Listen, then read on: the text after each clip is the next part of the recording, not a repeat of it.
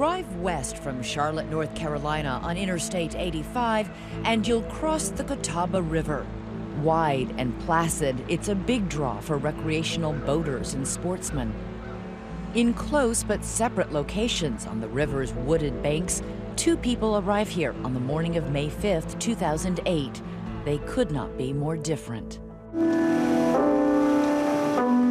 One is a 20-year-old student from nearby UNC Charlotte, Ira Yarmolenko, a musician, a photographer, a poet.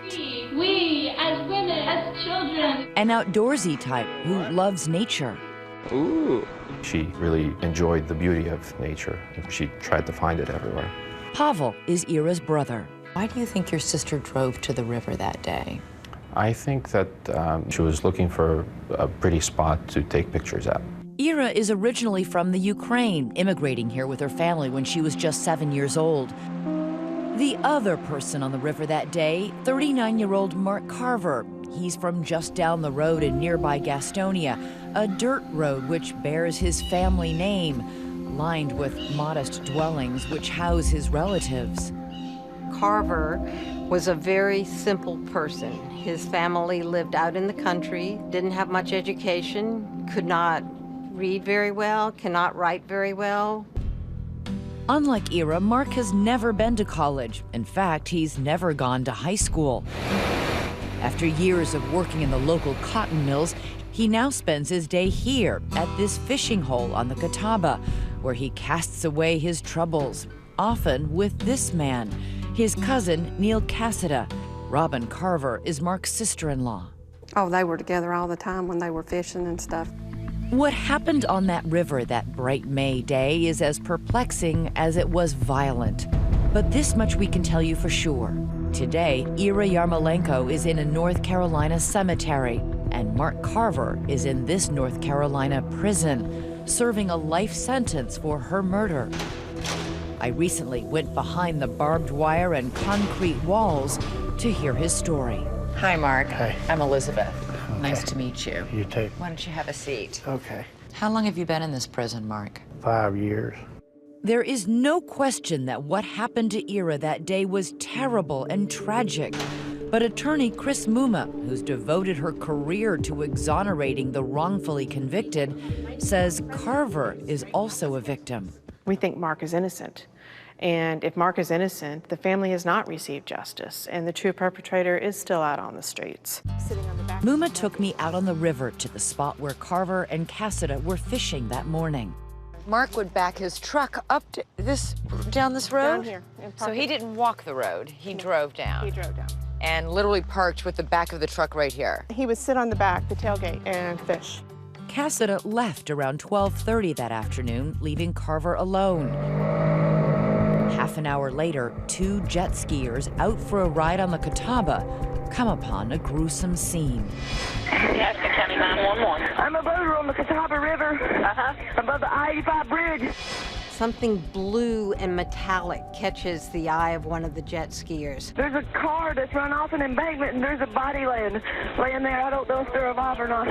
And as they motor up closer, they see the body of a young girl lying in the grass beside the car.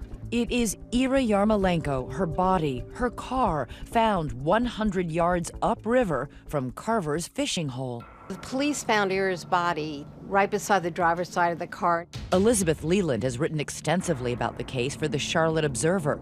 She says the bizarre crime scene posed far more questions than answers. She wasn't raped, she wasn't robbed. There were lots of things that just didn't make sense about this case. Among them, the odd manner of death. These 3 ligatures around her neck. There was the drawstring that had been taken out of her hoodie and wrapped around tight and knotted in several places. There was a bungee cord that had been tied around.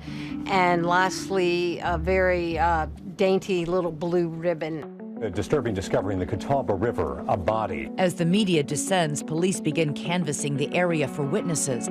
They talk to those 2 jet skiers and to construction workers who were in the area where Ira's body was found. We went to see if anything could be done, but it was too late. There was no movement. And of course, they find that fisherman calmly casting for carp just downstream, Mark Carver. And what did they tell you was happening? They didn't tell me nothing.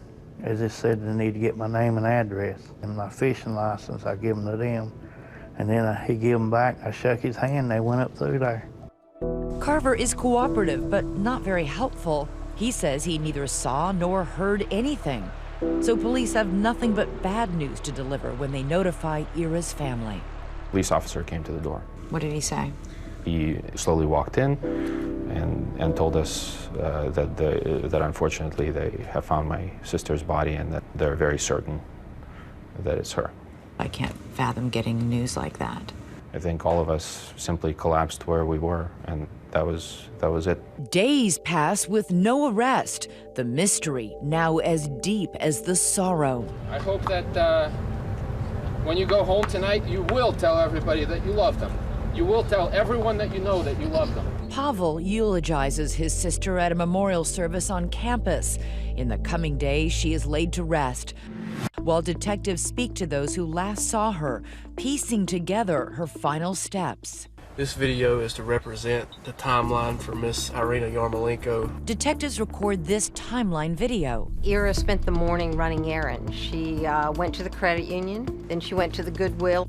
A security camera catches her donating several bags of clothing. And then she went to Jackson's Java, which was a coffee shop where she worked. It takes approximately 5 minutes and 50 seconds to drive to Jackson's Java from Goodwill. And from there to the Catawba River is about a 19-minute drive. This is the last documented moment of Ira's life, a grainy video of her car driving through the parking lot of a YMCA, about half a mile from the embankment where her car was found. Police study it, searching for any sign of another person with her.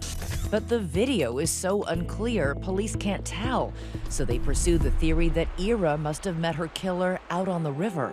If someone approached her that she didn't know, would she have had her defenses up? Unfortunately for her, I think she was much more of an outgoing type of person. The kind of person who would trust people she didn't know. I think so, yeah. With the search for the killer dragging on for weeks and then months, public pressure on the police to solve the crime mounts. We were tormented by this search. We thought of it more or less constantly.